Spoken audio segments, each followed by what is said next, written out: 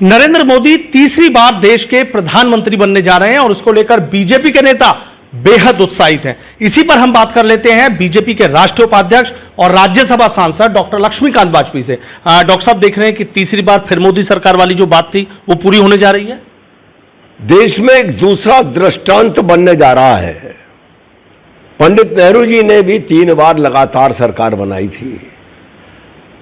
कल आदरणीय नरेंद्र मोदी जी लगातार तीसरी बार देश के प्रधानमंत्री बनने जा रहे हैं। ये देश के लिए एक सौभाग्य की बात है। वर्तमान में जो परिणाम आया है उससे कोई हतोत्साहित होने और निराशा की कोई बात नहीं है। प्रयास अच्छे के लिए किया गया था, लेकिन जो जनता का निर्णय है सर माथे पर है। लेकिन जनता ने सिंगल लार्जेस्ट पार्टी भाजपा को बनाया है। गठबंधन मिलाकर भी हमसे आगे नहीं है।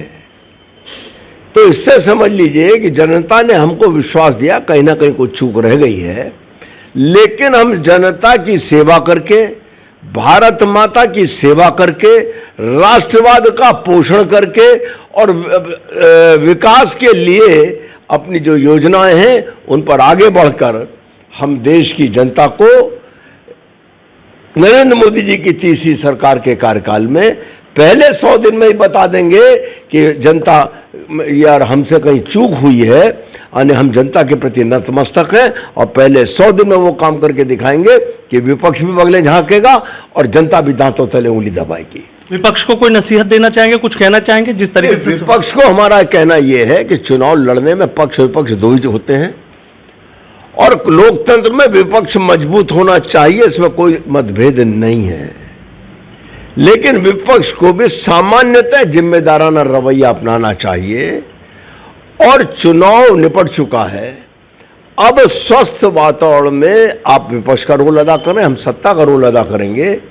और पार्लियामेंट के भीतर हम एक ऐसा समरसता का वातावरण देंगे कि देश के विकास में, भारत माता के अर्चन और बंधन में कहीं भी विपक्ष ऐसा एहसास न कराए कि वो रोड़ा है। और नहीं तो हम एनडीए की सरकार है, एनडीए की सरकार का जो अपना एजेंडा हम उसे लागू करेंगे और उसके लिए हमको कोई कठिनाई नहीं आएगी। डॉक्टर साहब, अगर यूपी की बात कर लेता हूं तो 2 लड़कों की जोड़ी, अखिलेश यादव की बात हो, राहुल गांधी की बात हो, और सामने मोदी की गारंटी थी, लेकिन उसके बावजूद उत्तर प्रदेश में सबकी नजरें हैं कि उत्तर प्रदेश में ऐसे नतीजे नहीं आ पाए। अति आत्मविश्वास का शिकार हुए हैं हम कार्यकर्ताओं ने, संगठन ने कहीं ये भरोसा कर लिया कि अब तो हम जीत जाएंगे। और इसका मैं उदाहरण देना चाहता हूं कि आदरणीय अटल जी जब प्रधानमंत्री थे तो उस वक्त फील गुड और शाइनिंग इंडिया 2 बातें आई थी और उस वक्त भी कार्यकर्ता अति आत्मविश्वास का शिकार हुआ था, परिणाम नुकसानदेह हुआ था। उसी प्रकार अति आत्मविश्वास का शिकार होने के कारण ये परिस्थिति आई है। लेकिन निराशा बिल्कुल नहीं, चिंता बिल्कुल नहीं, पूरी ताकत से घुटने टेक कर जनता की सेवा करेंगे और दोबारा वापस आएंगे। कारण है कि 2 से 10 साल सरकार चलाई है, 2 सांसदों के बाद।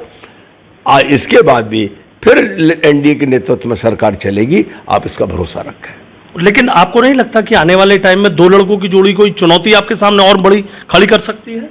2 बार चुनौती देने की कोशिश की, नहीं दे पाए। इस बार चुनौती दी है, लेकिन वक्त का इंतजार करना चाहिए और वक्त के अनुसार अपना आचरण व्यवहार रखना चाहिए। 2029 तक 2047 में जो विकसित भारत का संकल्प आदरणीय प्रधानमंत्री श्री नरेंद्र मोदी जी ने लिया है, उसकी नींव पड़ जाएगी। और भारत की अर्थव्यवस्था को 5वें पायदान से तीसरे पायदान पर ले जाने की भी नींव पहुंचा देंगे। 5वें पायदान पर आते आते इंफ्रास्ट्रक्चर के लिए जितनी धनराशि उपलब्ध हुई वो बढ़ा हुआ इंफ्रास्ट्रक्चर बता रहा है। तो कल्पना करिए कि जब भारत की अर्थव्यवस्था तीसरे पायदान पर आएगी तो कितना संसाधन उपलब्ध होंगे और देश की जनता को जीने के लिए, काम करने के लिए कितना इंफ्रास्ट्रक्चर के साधन उपलब्ध होंगे। अभूतपूर्व होगा, इसे कहने में मुझे कोई संकोच नहीं है। मतलब चीजें बदल जाएंगी, 100% बदल जाएंगी। जब 11 से 5वें में बदली है तो 5 से तीसरे में भी बदलेंगे। आखिरी सवाल मेरा है कि पूरे देश में एक तरह की चर्चा चल रही है, डॉक्टर साहब, क्या हो सकता है अयोध्या जिस तरीके से फैजाबाद को आ रहे हैं, क्या लग रहा है उसके पीछे की वजह? सब लोग यही जानना चाह रहे हैं कि जहां से राम नाम का गुणगान हुआ, राम नाम के नारे लगे, वहीं पर ही बीजेपी सीट को ये वो लोग कह रहे हैं जो राम का नाम लेना भी पसंद नहीं करते थे। ये वो लोग कह रहे हैं जो राम मंदिर के उद्घाटन के कार्यक्रम में भी नहीं गए थे। मेरा इतना ही कहना है, राम राजनीति का विषय नहीं है, राम आस्था का विषय है। राजनीति अयोध्या में हुई है, राम से उसका कोई लेना देना नहीं है। इसलिए अयोध्या में जनता ने जो तय किया वो भी निर्णय सर माथे पर है। कहीं ना कोई हमारी चूक होगी, उसको हम दूर करेंगे। लेकिन जो 100 दिन वाली बात कही है, 100 दिन में क्या होने जा रहा है ऐसा बड़ा? अब ये तो आदरणीय प्रधानमंत्री ने भाजपा के लोक कल्याण संकल्प पत्र में से निकाल कर तय किया है और उन्होंने ये कहा था कि शपथ लेने के बाद पहले 100 दिन में झमाझम काम करूंगा। ये बंबई में रिजर्व बैंक के अधिकारियों के बीच में कहा था और वो हमारे नेता हैं, उन पर हमें पूरा विश्वास है। हम उनके नेतृत्व में ही विकास किया है, विकास करेंगे।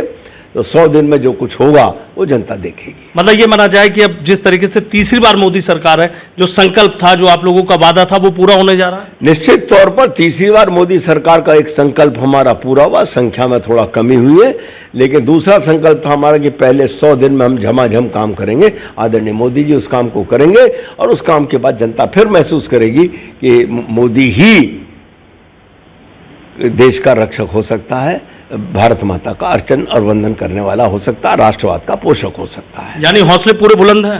नहीं, हौसले में कौन सी कमी आ गई? चुनाव में दो ही तो चीज होती है, जीत या हार। हम हारे नहीं है, ये तो प्रधानमंत्री जी ने भी कहा है। हम सरकार बना रहे हैं, हम कल शपथ लेने जा रहे हैं। वो लोग जो एकदम से बौखला गए थे चुनाव, कथित चुनाव का परिणाम देख के, सिंगल लार्जेस्ट पार्टी है भारतीय जनता पार्टी और सारा गठबंधन मिलकर भी हमको पार नहीं कर पाया। तो इसका मतलब जीते हम हैं, जनता ने हमको अपना आशीर्वाद दिया है। पश्चिम उत्तर प्रदेश से कौन मंत्रिमंडल में शामिल हो सकता है? ये मैं नहीं कुछ कर, ये मेरा कोई विषय नहीं है। ये विषय माननीय प्रधानमंत्री जी का है और माननीय प्रधानमंत्री जिसको तय करेंगे वो शामिल होगा। ठीक है, बहुत बहुत शुक्रिया। तो देखिए, बीजेपी के राष्ट्रीय उपाध्यक्ष डॉक्टर लक्ष्मीकांत वाजपेयी सीधा कह रहे हैं कि हौसला कम नहीं हुआ है, हम हारे नहीं हैं, हम चुनाव जीते हैं। तीसरी बार फिर मोदी सरकार बनने जा रही है और 100 दिन का इंतजार कीजिए कि 100 दिन में किस तरीके से झमाझम काम होंगे। हौसला मजबूत है, कहीं ना कहीं जो चूक हुई है उसको भी दूर कर दिया जाएगा।